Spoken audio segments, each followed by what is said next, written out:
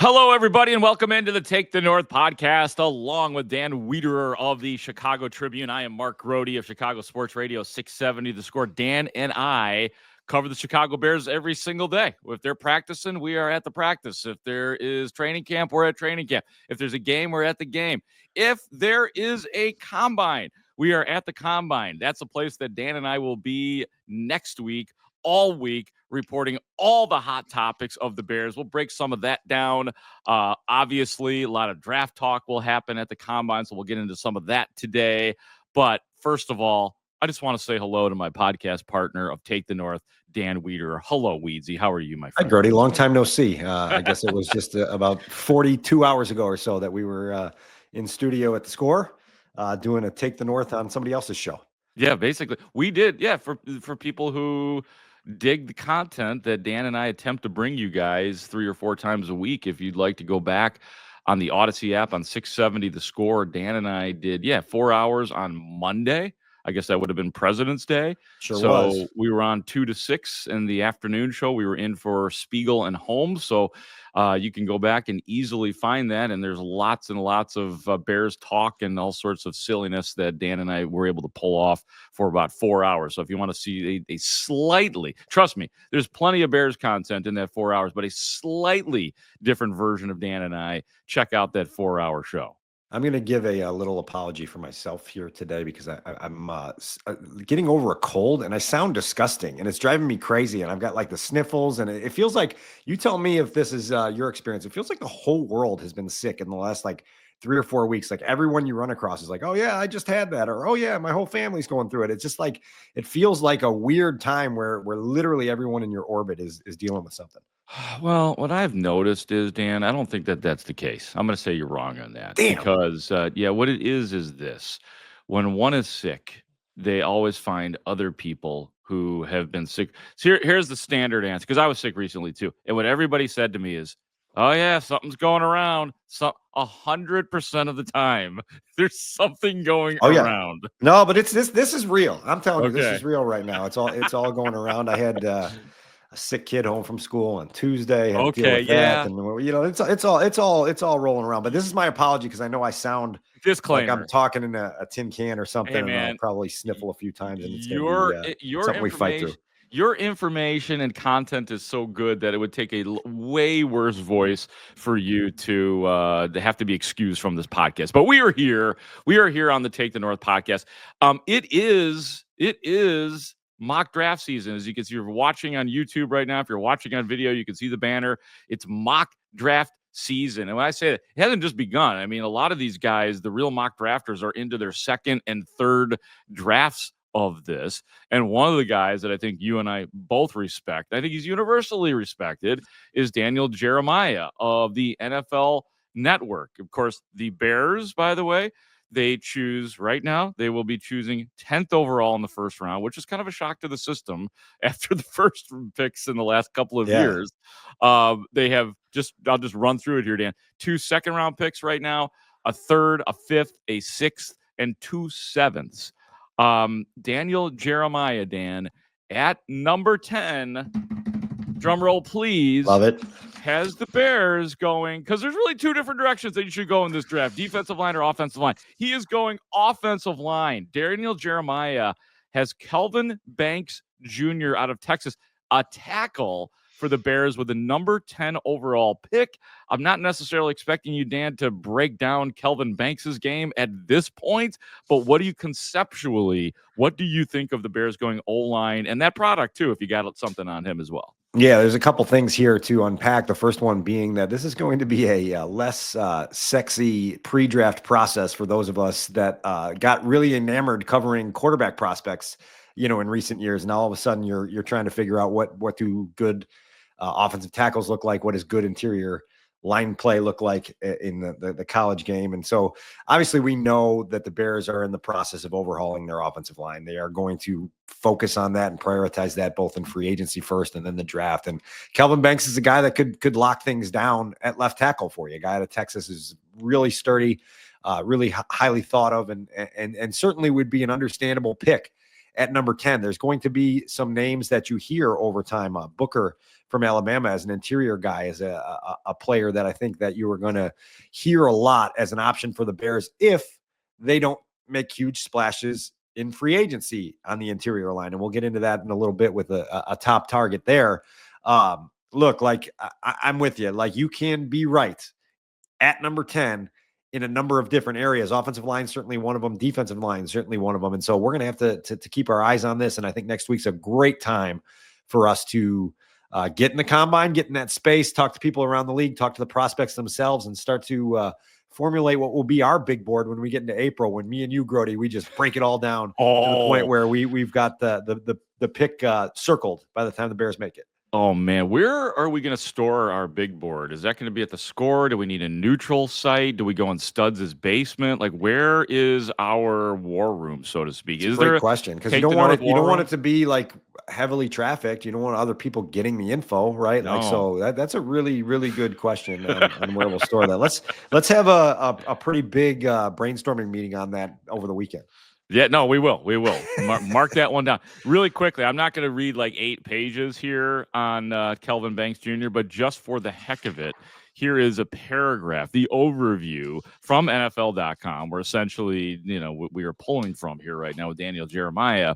Here is the 1-paragraph or 2-paragraph overview of that offensive tackle, and then we'll get into some other stuff here. But again, this is on Kelvin Banks Jr., Texas offensive tackle, 3-year starter who has gone to battle in the trenches with current and future pros. Banks will come into the league as an early starter, but his run blocking is more pro-ready than his pass protection. Isn't that always the case? He's technically sound and scrappy in the ground game, with the quickness and athleticism to get to all move blocks. He has the leverage and strain to hold his own at the point. Banks has the slide quickness to deal with speed, but he must become more proactive in attacking power rushers and long-limbed attackers to prevent them from dictating the terms. He needs to improve his anchor and hand placement, but he should become a long-time NFL starter at either tackle or guard. And it's funny, Dan, one of the NFL comparisons when we say tackle or guard is Northwestern's Peter Skoronski. There you also go. Christian Darrisaw for that matter too. Remember the weeks we spent a few years ago talking about the length of Peter Skoronski's arms? Yes, and what position he would play. Great time, yeah. Is he good enough is he long enough to play a tackle? Is he good enough to go to guard? Peter Skoronski, by the way, alumnus of my high school, Maine South High School in Park Ridge. Wow. So we've got ties there. I did not mention Booker's first name when I was going through the guard from Alabama. It's Tyler Booker.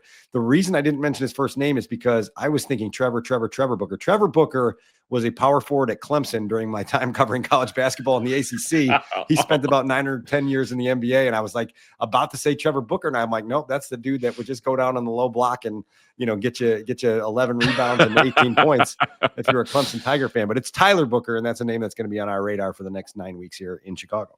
Good job. I'm glad you got that. I'm sure that's been eating you up since it occurred, and now you've gotten it. It's can't just call a guy by his last name yet, No, especially a name like Booker. Like if it was like Skoronski, then maybe you could like a name that distinguishes itself from other names. But no, I'm glad that you were able to get that. So obviously that would be a fine pick, right? I obviously see where Daniel Jeremiah is coming from, but let's talk about, Dan. You mentioned. You teased the guards and some of the targets that the Bears may have, whether in the draft, moreover in free agency. What are you thinking about as far as the guard position right now here on this day ahead of the combine? Well, listen, everybody wants to know what's going to happen with Trey Smith, 26-year-old Pro Bowl guard from the Kansas City Chiefs, has won 2 Super Bowls, has done a lot for that offensive line. Obviously, his last performance wasn't his greatest performance. The whole Chiefs offensive line struggled to slow down Philadelphia, but that's the biggest splash that the Bears could make in free agency in a few weeks. They would have to get in a competition, most likely, to win a bidding war for Trey Smith. And we know Ryan Poles, for the 3 years that he's been on the job, has been very disciplined with his free agency board, and he sets a parameters, right? Like, and he doesn't like to go outside those parameters when it doesn't make sense with the way they valued a player. And so it's going to be really interesting. Step one here, obviously, is trying to get a feel for whether Trey Smith will even be available. The Chiefs have first say in that. They can either start extension talks with Trey Smith, or they can apply tags to him, right? Like the franchise tag and transition tag period is open right now until March 4th. And so Brett Veach and his crew have a job to figure out what makes sense in their team building process. Trey Smith, if he gets to the open market, like the Chiefs could use a franchise tag on him. They could use a transition tag on him, which would be cheaper, but it would also allow other teams to get in the mix and negotiate a contract that the Chiefs could then match without having to give up compensation if they choose not to match that. So that'll be interesting to see what they do there. That's one of those little storylines that when we're at Combine Week and we're fully immersed in Bears news, you're going to look down at your little calendar and go, oh man, Brett Veach is on podium 5 here in 20 minutes. Let's go over and listen to see what he says, because there might be some breadcrumbs there about where the Chiefs are headed with that. And probably at this time next week, we'll have a much better understanding of where they're at and just how realistic that will be for the Bears. Yeah, look, if the Chiefs do allow him to get into free agency, I'll be very surprised, Dan, if the Bears don't make a real run for him, because you can't just stop at Ben Johnson. Like, you're doing things right. Like, the approval rating for what the Bears have done recently is at like 99.9%, No doubt. because they went for it. Now, will they continue to do next step? Great first step. Good job. It's a different way of doing business for the Bears. Will they continue to go? They went for the premium coach. Will they now go for the premium guard? So I think that it's real. I guess it's a leap of faith on my part, Dan, but I think the Bears are doing business differently. And that is crazy to come out of my mouth, considering the dysfunction that we saw all season long up until they hired Ben Johnson. Your leap of faith is understandable, and I think that they will obviously be very active here. There's a lot of people that believe that this would be a good fit and a good time to make a splash like this. And now it's all about just kind of watching how the waves of free agency crash, and how willing you are to kind of play around in those waters, And so that's going to be fascinating. We have talked about Ryan Pohls's, philosophy and approach to free agency. Well, this is Ben Johnson getting involved for the first time in this role and having, pretty significant authority and pretty significant vision. And we don't know much about that yet, right? Like that's one of the things that we're trying to learn here in the coming weeks is what will Ben Johnson's comfort level be with some of these things, and how aggressive does he want to be? We know how aggressive he is as a play caller, like, can he then apply that to some of these decisions that then push his general manager to either, stay with the same philosophy he's had or, become more aggressive. Tory Dandy, by the way, is the agent for Trey Smith. I was looking that up. If you were Tory Dandy, looking down, good old Tory Dandy. And so that's a guy that you would expect the Bears to have conversations with in Indianapolis next week and figure out what this is going to look like. I think a lot of people are projecting north of $20 million per year for a guy that's obviously still in his prime and in his mid-20s. Yeah. We talked about the tags. The franchise tag for offensive linemen is projected around $25.2 million. Transition tag around $22.7 million. So those are numbers that the Chiefs will be crunching as they try to figure out their plans, and the Bears have to be ready to adapt. I can't imagine. I don't know how you feel, Dan, but it doesn't feel. Honestly, it would feel like a really dumb move if the Chiefs were to let Trey Smith go at this point. You know what I mean? It's the cost of being good, though, right? Like, yeah. you wind up having to pay a lot of people, and you've got a pretty good quarterback that you're allocating a lot of money to. You've got Chris Jones there. Look, obviously you can make a lot of moves to try to free up salary cap space and keep yourself on that path. But that is the cost of being good, is eventually the salary cap starts biting at your heels. Yeah, but if you're going to circumvent and if you're going to build a team, obviously the team is built around the quarterback and protecting the quarterback just the way they did with Tom Brady for decades in New England. So obviously, I'll be surprised if Trey Smith is available to the Bears. I wouldn't be. And then it's a matter of just like how quickly does that deal get done by someone, right? Like you would figure that would be an early day one of free agency thing. We've got that period. I would call it new, but it's probably 5-6 years old now, where you've got that, the negotiation window before you can actually finalize a contract. You've got a couple days to lock in the parameters of things. And you'd imagine that'd be one of the very first calls that the Bears make, and then trying to figure that out and figure out how that's going to go. Let me throw a few other guard names at you in free agent. There's 3 other guys. I'll just name all 3 of them here. They are Zach Martin, the 9-time Pro Bowler, Mekhi Becton, the Eagles guard, who had a really good year, And then low key, a little outside of the box, guy that you and I both got to know a little bit when he was with the Bears, second round pick. His name is James Daniels. You want to bring back James Daniels? I mean, I'm not saying I want to bring back James Daniels. I'm saying let's talk about it a little bit. I mean, he did have a torn ACL last year. He was the one guy when Ryan Poles came in his first year and he's tearing it down and he's trading guys and Khalil Mack and all this. The one low key move that I never quite that I didn't like was allowing James Daniels to go. Now, I know that when Ryan Poles came in, the edict was on offensive line, the smaller, quicker guys. Yeah. He's definitely not one of the smaller guys. Like James Daniels would have had to have lost weight and maybe changed his style and all that. I never quite got that. I'm not saying bring back James Daniels on big money. He's the answer. But I'm looking at him. I'm staring at him. One of the things that's interesting to me just about that conversation in general is now you've got a whole new coaching staff that has to communicate what they want in players. Obviously, it starts with Ben Johnson. And like, if we are going to play style A, this is what our players need to look like at each position. And so then you have to get those discussions nailed down. And we're still in the process of learning a lot of that. Yeah, we don't know what the O-line coach thinks, right? Do we know? I haven't heard anything from him in terms of like what type of guys. Yeah, and we don't have a real crystal clear vision of what Ben wants coming out of this roster rebuilding process either. And so it's going to be a really fascinating time here. You mentioned another guy, Kevin Zeitler, who spent a year with Ben in Detroit. That's a guy that familiarity sometimes wins out in the early stages of regimes where you're like, I like this guy, but I don't know anything about him. And I like this guy and I just spent the year with him. And so that's another name to keep on the radar. I think there's some guys here, and Brad Biggs had some of this in his mailbag on Wednesday morning at chicagotribune.com. There are some guys that could be 1 year stopgaps, right? Where you just say, hey, we're going to pay this guy for this year just to be functional and be upgraded up front. And Kevin Zeitler could be a guy that fits into that mix if some of these other things don't work out. And again, you're marrying your free agency board to your draft board and trying to figure out plan A, plan B, plan C.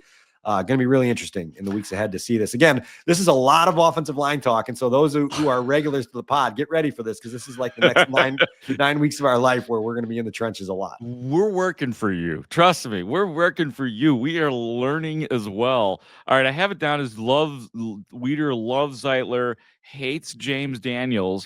What about Zach Martin and Mekhi Becton? Unless you have something else to say about James Daniels. Like Zach Martin to me is what we just talked about. No, I mean, like he could be a 1 year guy, right? Like you bridge him and you get a guy that can play at a high level and you feel good about that. Becton, real interested to see kind of what happens with him. Sure. Do you worry about him just because it was like this was a back against the wall, obviously get paid year from Becton, and he wasn't great in years before. So I don't know if I like the fact that he'd be coming in after having one really good year, but I like him. I mean, I worry about everybody in free agency, to be honest with you. It's like that's what free agency is, and I've said it for years. It's like a flea market, right? Like you go in and you may find a treasure somewhere in there and be like, this is great value. And I'm glad I found this. But a lot of times it's a bunch of junk that other people don't want, Right. So we'll see where it goes. It's, I always get a kick out of this. And Rich Campbell and I used to do this all the time where you get these lists of top 100 free agents every year. And then if you revisit them 4 years up the road on like what people were saying going into that free agency cycle and how many of those guys actually turned in to difference makers for the teams they signed with, the percentage is so low. Yeah. And so it's just a reminder of what this world is. I think Ryan Pace's old phraseology was that free agency is a minefield, and like it is a really good way to phrase it because there's a lot of things that can blow up on you if you're not careful. Yeah. It's funny you say that. Like I'm thinking of existing contributing free agent signees on the Bears right now, and that's perfectly put. Like TJ Edwards, what a great signing for the Bears. Tremaine Edmonds, well, not a fail, not an embarrassment, not a dud. Certainly hasn't lived up to what Ryan Poles had thought. And I'm trying to think if there's any. There's always Nate Davis. Other, Bayard, whatever. Nate Davis. How about Nate Davis? How about 3 years, $30 million for a guy that had a reputation and lived up to it as being undependable and obviously didn't make it to the end of year 2 with the team. It's a minefield. It's a minefield, right? Happen? Like it happened. It happened, and it's why we're going to be spending the next 9 weeks talking about interior line play, right? Because when you make really mistakes, did screw it all up. You've got to go fix everything. And here, I'm going to give you one more thing before we transition off of offensive line. But the idea of Darnell Wright moving to left tackle, it's something that is just in the back of my head. I don't know how much the Bears would consider it. I know that when they drafted him a couple years ago, Ryan Poles thought that he had the flexibility and the ability to play that other side at a high level, did so in college, moved to the right side out of necessity at Tennessee for what they needed, and has played there ever since. But like, if you start to put your pieces together and you're like, I really like this guy, but he plays right tackle, do you consider taking your best offensive lineman and the only guy that we know for sure will be starting and saying, hey, Darnell, we're going to try to shift you over to the left side. Are you cool with that? You've played it before. I don't know if that's something they'll consider. Maybe it's one of the questions that we're able to lob out there either next week or in the weeks to come with the people making the decisions up there. I love it. I love the idea of that because, like, follow me on this one. Darnell Wright has been good at right tackle. I've been enjoying the progress. He hasn't been good enough for me to say you can't leave that spot. You know what I mean? Like, there's not that much comfort where it's like, oh, we can't move this guy off a right tackle. He's still young enough and impressionable enough that I think you could move him to, I mean, at least try it. And this is what fresh eyes on a roster do sometimes, right? Like, you get people come in from the outside and they say, well, what about this? And then you go, okay, maybe what about this? And then you feel it out. And again, you're trying to take your own roster. You're trying to take what's available in free agency, what's available in the draft, and put together a puzzle. And that's the task here these next 2 months. Yeah, and next week it is the Combine. Dan and I will be there. We will be doing the podcast from Indianapolis, the RCA. Wait, not the RCA. It's the Lucas Oil Stadium. God, why do I do that? Because my brain, because I'm old, and I it's been 3 different names since the Hoosier Dome back in the day, RCA, and now Lucas Oil. But Dan and I will be at the Scouting Combine, talking to people on the record and off the record.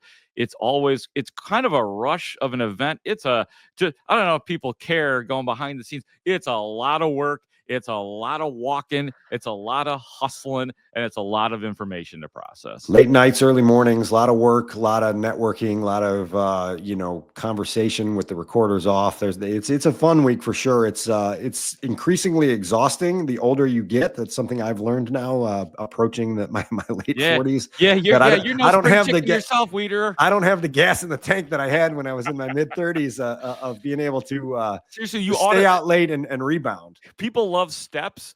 Like, you accidentally get 10,000 steps a day at just walking around the Combine, because I will tell you that I've made important connections that have helped my job as an NFL reporter. And I've made those connections at like 3:30 in the morning of a lobby, coming back from a late night out and being like, hey, just wanted to introduce myself. And then 6 or 7 years later, you're like, that was a good choice. I know you were buzzed last night, Coach, but you can't take that back now. We're friends now. We're friends now, and I need all the juice. You gave me your number. And that's, right. Like, and it's people all across the league. And, I always joked about this, my colleague at the Tribune, Brad Biggs, when Rich Campbell and I started on the beat in 2013, we were like amazed at how many people Brad knew in how many different organizations. And then over times covering the Bears, you understand why, because there's such overturn at the coaching position. When you're firing coaches all the time, they all go somewhere else. And so, like, coaches all around the league because they've all been through Lake Forest at some point. And they make a 2 or 3 or 4 year stop there, and then they're on to somewhere there are a lot of recognizable faces. I'll put it that way. Did want to push you here. I don't know. Did you watch the new episode of 1920 Football Drive? I did not. I did not see that. So you're going to have to lead us on that one. I will, and I'll steer you in some directions, because there's really only 2 things that jumped out to me. It really was an episode centered around the hiring of Ben Johnson, and Ben Johnson sort of having his first say in what he wants to do at Haugh. The first thing that struck me was a conversation that the producers had with Caleb Williams. And Caleb Williams reiterated something he told us on the day that Ben Johnson was introduced, and that he's been really sort of magnetized to Ben Johnson's competitive fire. I think it's really interesting that the quarterback has felt that, because they haven't been in any sort of competitive forum yet, right? Like, and so, like, for him to feel some of that juice early, I think is important. And I thought it was notable that Caleb brought that up last month. And then certainly in the episode, he reiterated that. And I'm curious what you think about that, because it feels like Caleb is yearning for some of it. It's really important for him to feel like things are different, period. I'll just say it like that, whether it is because the juices are flowing or what he's super motivated. Something had to be wholly different. And I think that Ben Johnson by now is up to date on everything that went down last year and what they think Caleb Williams needs. So that process has begun. So good on the Bears, because again, they hit this home run. Now they have to keep hitting home runs. The expectations don't stop there. And I honestly, I mean, just to come full circle here on the podcast, after what they did with Ben Johnson, I am much more willing to trust them going forward. But yeah, Dan, I mean, I think it's important that we start to see the difference in what I think is a real coach and a real coaching staff discern themselves from what went on with Matt Eberflus and his coaching staff. The other thing that Ben Johnson said that really perked my ears was, like there's going to be all this talk in the months to come about building his offense. And he said it's really about building the quarterback's offense. And I love that, because it's an acknowledgement right out of the gates that this isn't about him. It's about serving Caleb Williams and taking Caleb Williams to the next level, which will in turn take the entire franchise to where it wants to go. And so that early realization from a first-time head coach, obviously a proven play caller in the league, is notable to me, because it is, sort of an echo of a sentiment that he expressed at his introductory press conference, where he said, look, like, I'm not going to drop my playbook in Caleb's lap.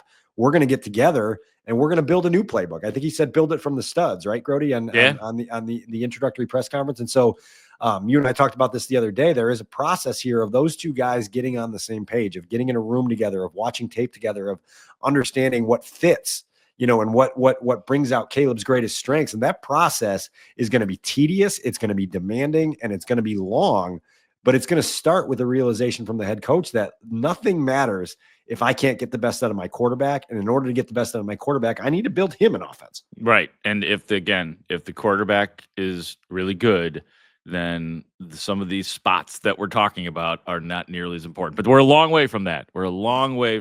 So we will follow it. Dan and I will be at the Combine. We are looking forward to it again.